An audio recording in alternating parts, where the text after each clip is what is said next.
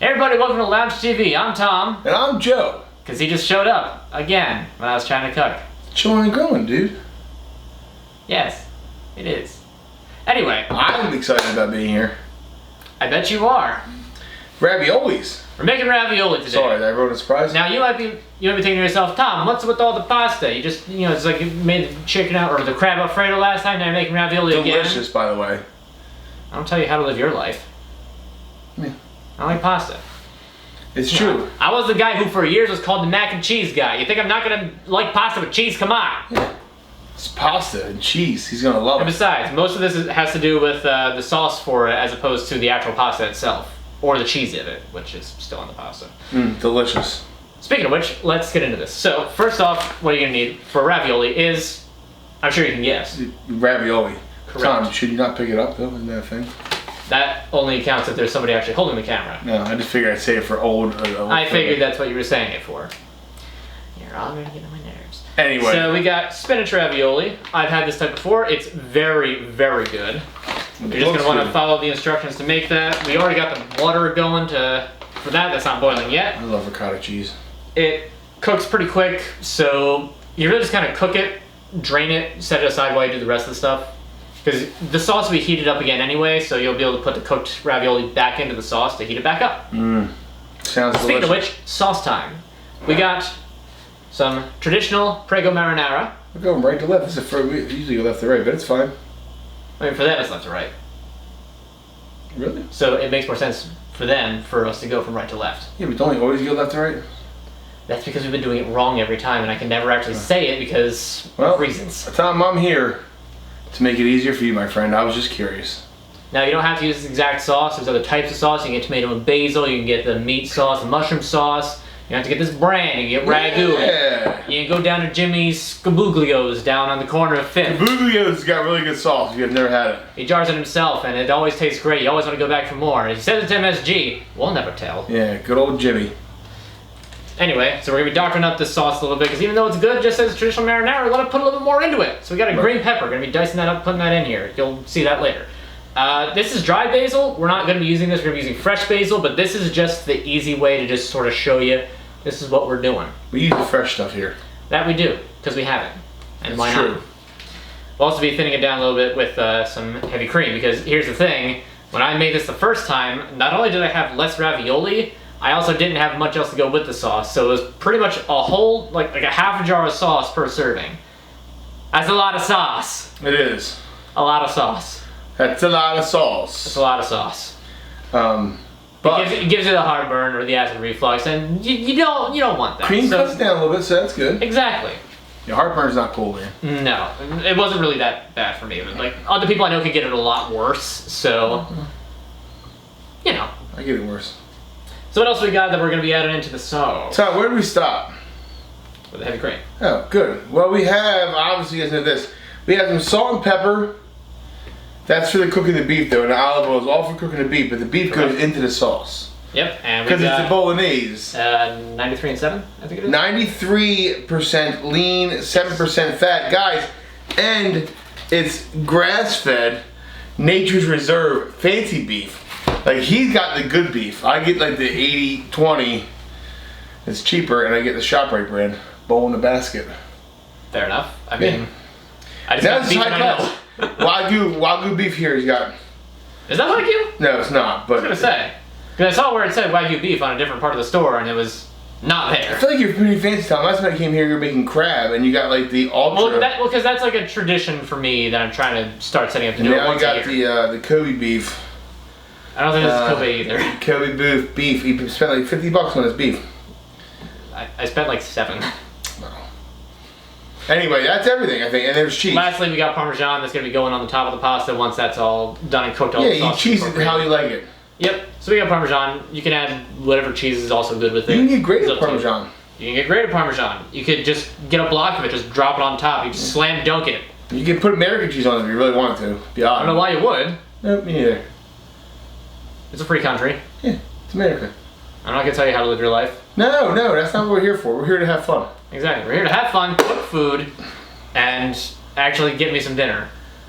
So I'm hungry. You're a little hangry, actually. Maybe a bit.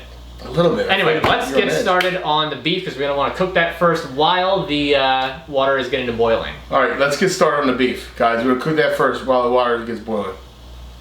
Let's go.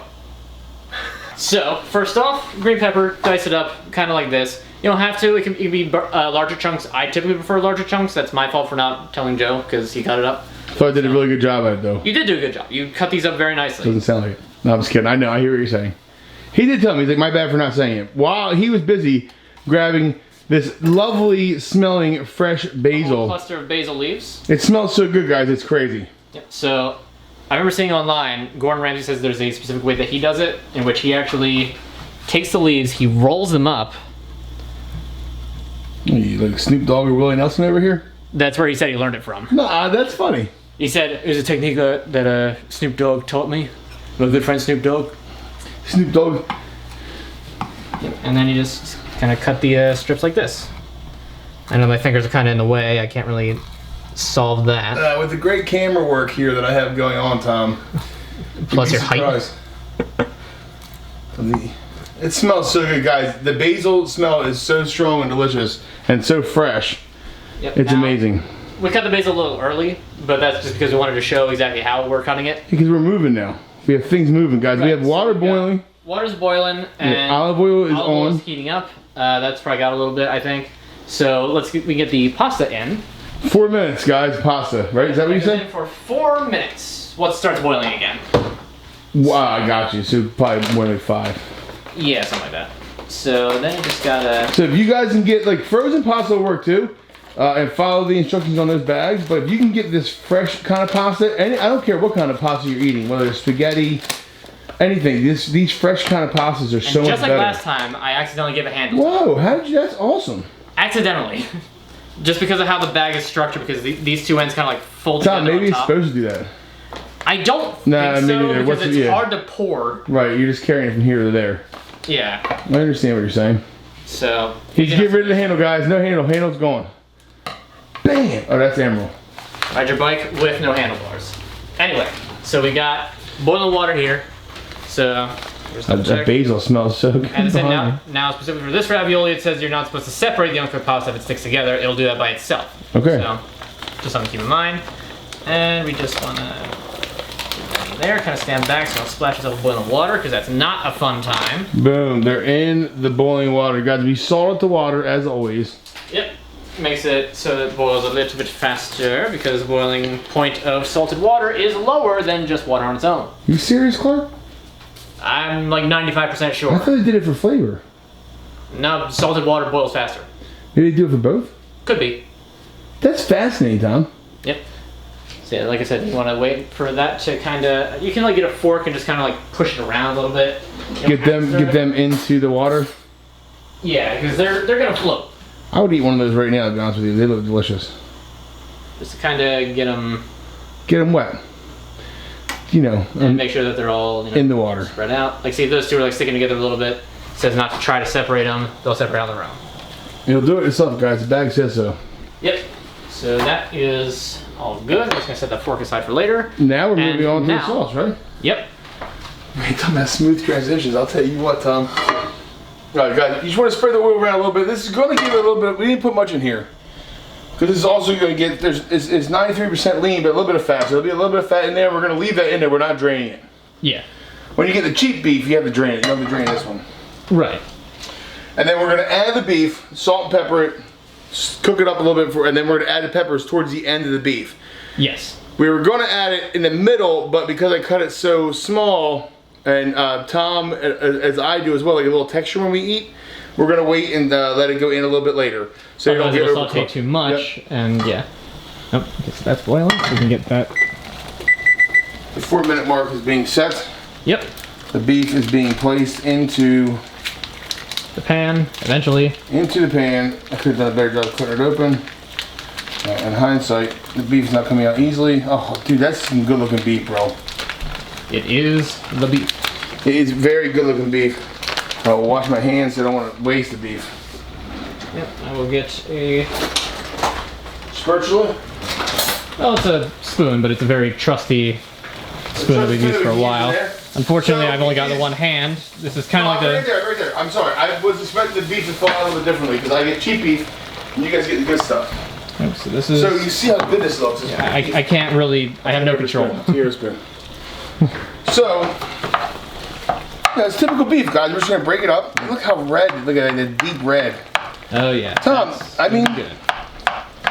Good job picking out this beef. I never would think to get this because the packaging looks too expensive. And when you're buying for a family of 5, you tend to get things cheaper than more. Understandable. I don't tend to cook overly often, so. Dude, I think that what you do is awesome. When you're on your own and you're cooking, you're making good foods.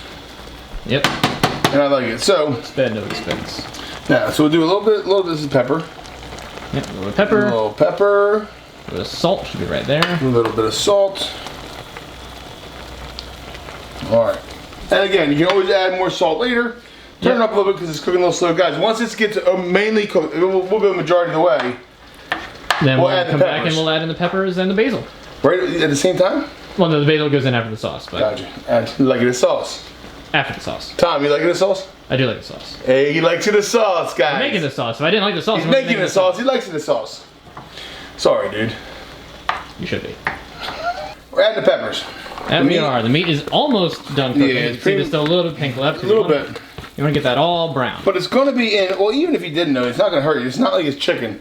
Right. Beef, you can eat medium, whatever. Like, a lot of people would eat it this way anyway. Yeah. But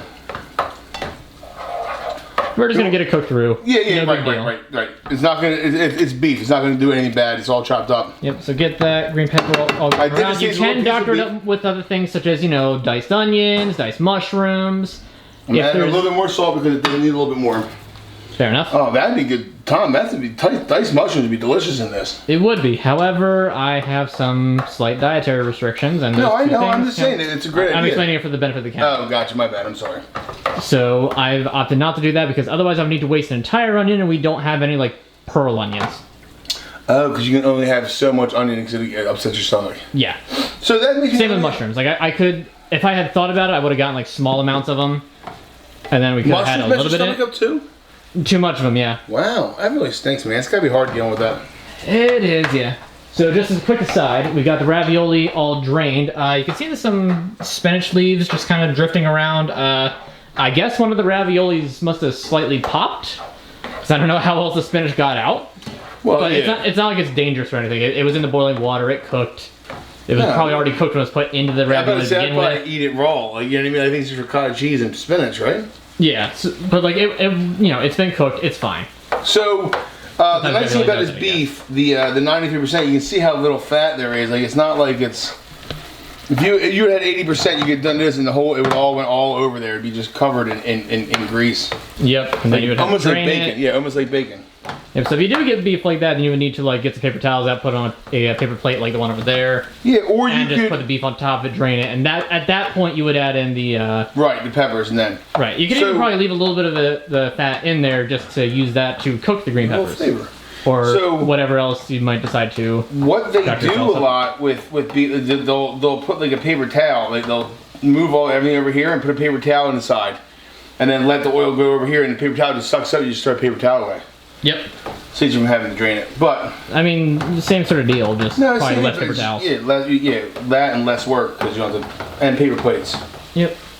Once that beef is completely cooked, which is the beef is completely cooked. All right. Then now's the part where we're going to add in the sauce.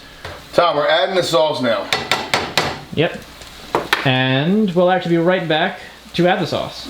You want to hear it pop? Sure. Pop. Fresh sauce. Fresh the sauce. I'll be right back. Sauce time. Sauce into the pot. Yep. Look at that. Now you want to incorporate it all, right? That is correct. Just want to mix that all the way around. It's all about just getting everything mixed in evenly and thoroughly coated. Yep, and once you get all that evenly coated in there, there's still some sauce in that jar you could probably manage to... Tom, wait till you see what I do next, buddy. I'm going to show you how you make sure you get the use of all your sauce, right? That's good enough for right now. Uh-huh. And then take your heavy cream and you pour it into the sauce. Ah, well look at that. Now, there wasn't a lot of heavy cream left in that container. I don't have an accurate measurement because you can't see in the container. A quarter of it, yeah. I mean, not even probably, but it's you know, you can see here, it's probably a quarter cup or a cup, half a cup.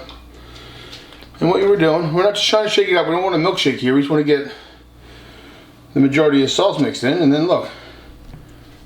Just dump that right in there. It's going to be a faint blush sauce. We can get more cream if we need it. Yeah. Because the cream is thicker than I thought it was going to be, so it could on the side of the thing too. But look how it's coating right through there, dude. That's, I mean. Exactly. Now what we have to do, once we get this all incorporated, Tom will grab a spoon. He will taste the sauce to see if we need to add any salt or extra pepper to it, because you never know. And well, there's still the basil, you know? Well, yeah, but the basil, I mean, this is still, I'm just saying for that part. Yep. And for the most part, though, like besides tasting it to make sure that it's good, we are also checking to make sure that, not checking to make sure, we are getting it up to a simmer. Yeah, we have to get to a simmer to get everything all nice and heated up. Cook back up again. And then we add the basil once it gets to a simmer, right, Tom? Is that what you said? Yep. Once it gets back to a simmer, we then add in the basil, get it back to a simmer again, even though the basil's not really going to change it too much. No. But we're not trying to, like, cook the basil. We're just trying to get the basil going. I agree, Tom. And I think it looks, I mean, look at this, guys. It is certainly a light meat sauce. It's a perfectly, I think you add the perfect amount of cream. Which is good, because I didn't know how much was actually in there. Yeah, you did a great job, my friend. And then once it simmers, we add the basil, and then we can add salt and pepper to taste once we figure out where we're at. Adding the cream, I guess we probably would have to add a little something to it, but that's just my guess. Yeah, so like I said, all you really are looking for is for this to start simmering, put the basil in, taste it for salt and pepper, and then after that point, you can then mix the two together and then plate it. Yeah, and then eat it. Correct. Yes, my favorite part. Well, obviously. So we'll be back when it's time to mix together. She's bubbling. That it is. So we'll be back once it's time to mix this all together. The sauce and the pasta. You know, we're just dumping the basil in. It's easy enough. Simple. It'll be nice and quick. And we are back to finally mix the two together to unite this harmonious Mamma Mia. I'm all about uniting, Tom. So maybe we just dump it in there? Yeah, just dump it on in. Dump her all in. And while you do that, I'll grab a plate. Oh. This pan is so nice, dude. It is. Look at it. Everything's off of it. Like, you just wipe it down with a paper towel, it'll be clean. Yeah, really. And it's also pretty new because the last one was starting to lose its coating. So.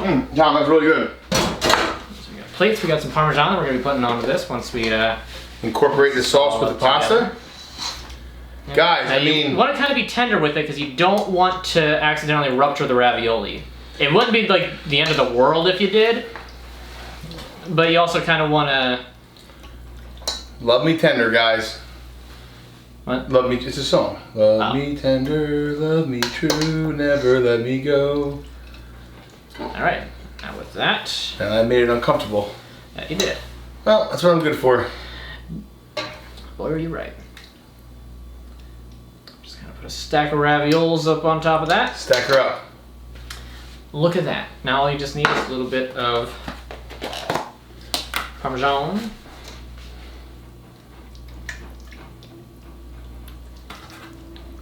Now you can keep some of your basil to add as garnish. I didn't think about that, so. Oh, well, that would have looked good. It would have. Right. I actually got my fork right here. When you're on fork. Thank you, sir. Thank you. All right. Now we're just eating it. We're just going for it. That we are. I mean, if it burns your mouth or anything. Did it burn your mouth? Nope.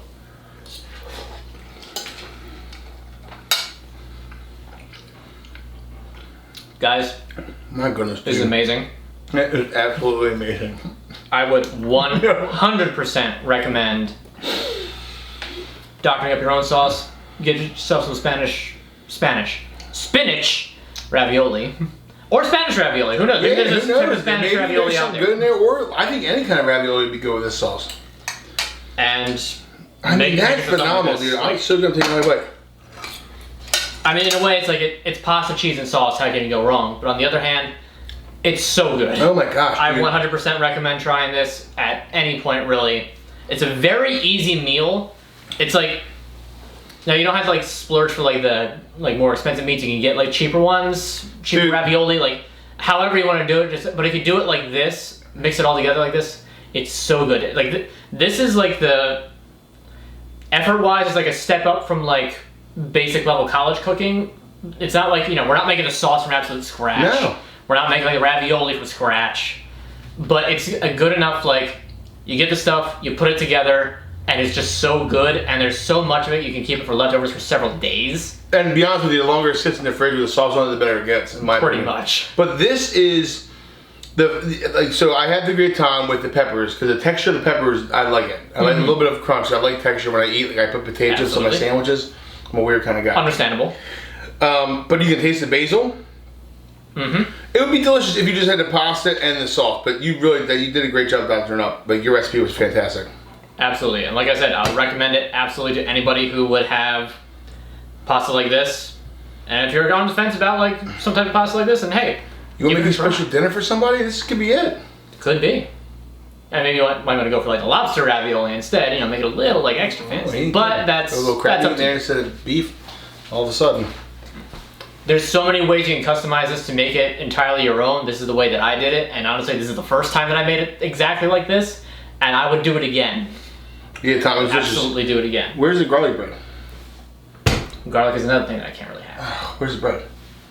You got any white bread? Look, don't worry about it. Like, the point was not the bread.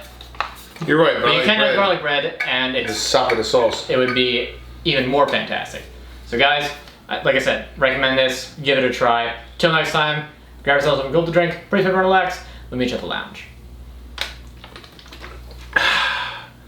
We crushed that. Mm-hmm.